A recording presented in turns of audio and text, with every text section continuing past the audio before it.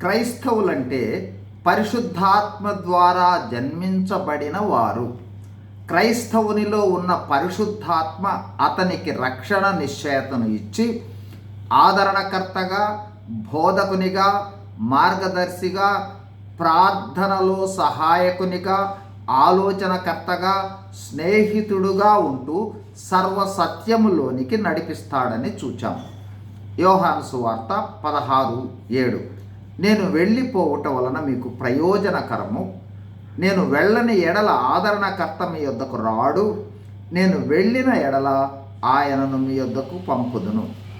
ఈ వాక్యములో ఆదరణకర్త అనే మాటకు మరో అర్థము న్యాయవాది లేదా వకీలు.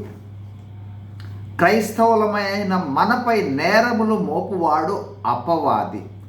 అతడు దేవుని ముందు నిరంతరము క్రైస్తవులపై నిందలు మోపుతాడు.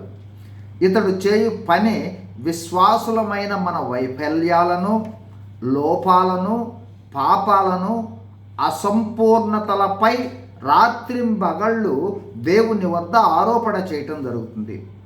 అయితే పరిశుద్ధాత్మ మన తరపున వకీలుగా, 1, క్రైస్తవులమైన మన తరపున పరిశుద్ధాత్ముడు సాతాను ఆరోపణలకు వ్యతిరేకంగా న్యాయవాదిగా, వకీలుగా బాధ్యత వహిస్తాడు. మన తరపున మధ్యవర్తిత్వం వహిస్తాడు. అంతేకాదు, మన తరపున మన లోపములను బట్టి క్షమాపణ వేడుకొని మనలను పునరుద్ధరించుట కోసం సహాయం చేస్తాడు.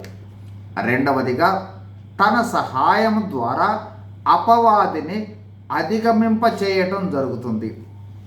3వదిగా, భవిష్యత్తులో సాతానుడు నిందలు లేదా నేరారోపణలు చేయకుండా ఉండేందుకు, పరిశుద్ధమైన జీవితం జీవించుటకును, మన బాధ్యతల్లో తప్పిపోకుండా ఉండేందుకును పరిశుద్ధాత్ముడు సహాయం చేస్తాడు.